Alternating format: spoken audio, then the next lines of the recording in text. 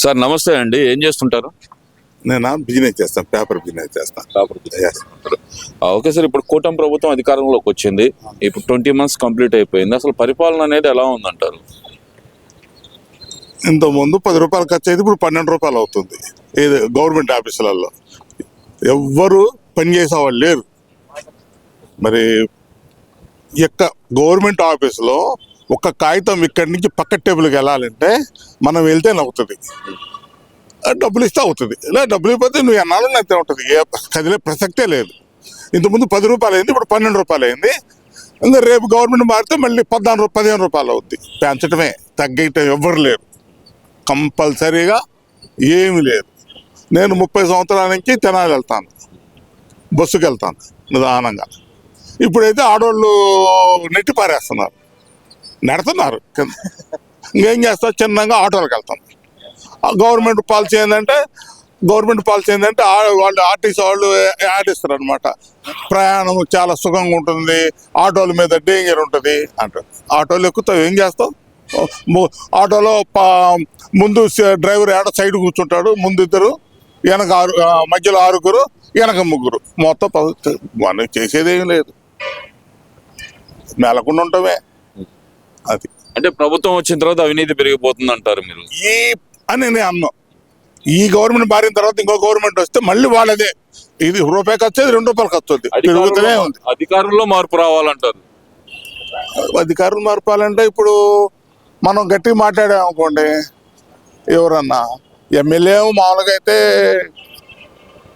మన election rule ప్రకారం 10 లక్షలు 12 లక్షలు ఖర్చు పెట్టాలి. వీడు 10 కోట్లు 15 కోట్లు ఖర్చు పెడుతున్నాడు.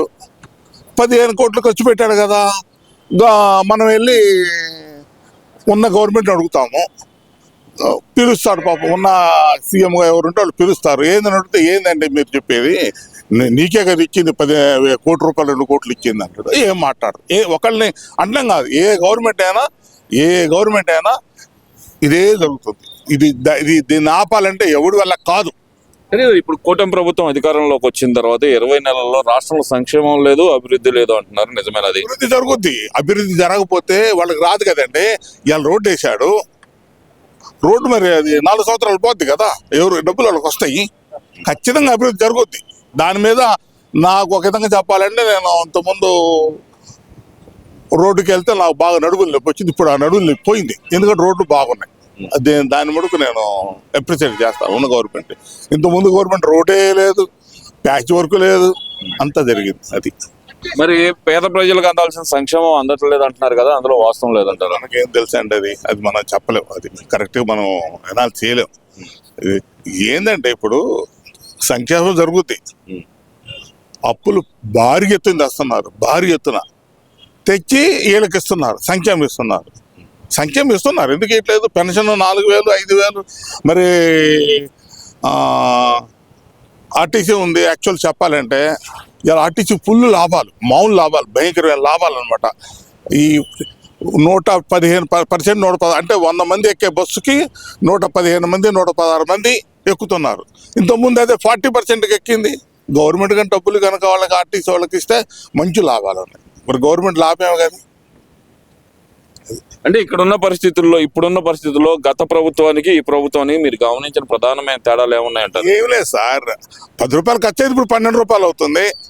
ఖచ్చితంగా గవర్నమెంట్ ఆఫీసుల్లో కాగితం కనుక బయట పక్క స్టేబుల్కి వెళ్ళాలని డబ్బులు ఇవ్వాల్సింది. డబ్బులు ఇవ్వకపోతే ఎవరికే కాదు, ఏ రెవెన్యూ డిపార్ట్మెంట్ కానీ ఏ డిపార్ట్మెంట్ అయినా గవర్నమెంట్ ఆఫీసులలో డబ్బులు ఏంటప్పుడు బయటికి కదలదు, ఎవరికైనా అంతే. ఒక పక్కన ప్రజల్లో ఇంత సమస్యలు ఉన్నాయి అని చెప్పి మరి వైసీపీ నాయకులు జగన్మోహన్ రెడ్డి గారు పదే బయట ప్రస్తావిస్తున్నారు కదా, మరి దాన్ని అసెంబ్లీలో ప్రస్తావించడానికి ఎందుకని ఆయన అసెంబ్లీకి రాలేకపోతున్నారు అనుకోవాలంటారు? ఆయన ప్రాబ్లం అయింది. ఇప్పుడు ఇంతకుముందు ఇదే చేశారు, వీళ్ళు కూడా ఇదే చేశారుగా.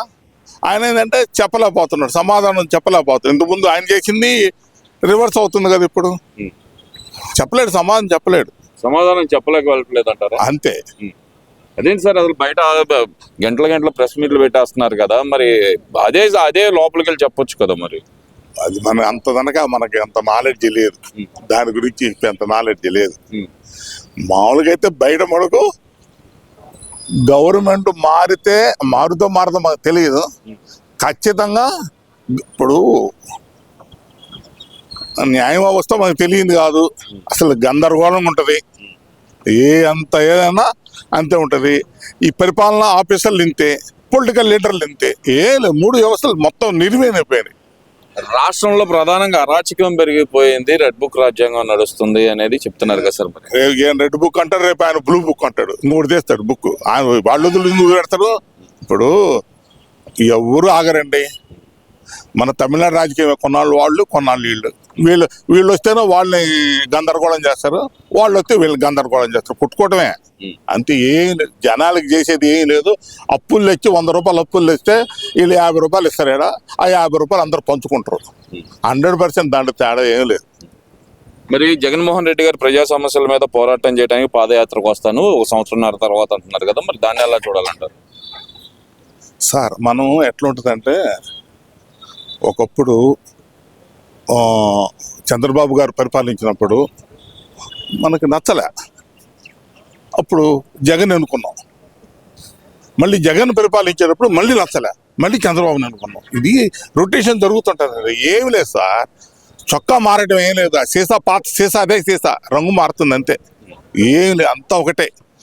ఎప్పుడైతే రాజకీయ నాయకులు డబ్బులు లేకుండా ఎలక్షన్లు గెలిస్తే, ఒకప్పుడు 30 ఇయర్స్ 40 ఇయర్స్ క్రితం వాళ్ళ ఇంట్లో సొమ్ములు పెట్టేసి దెబ్బతిన్నారు రాజకీయ నాయకులు.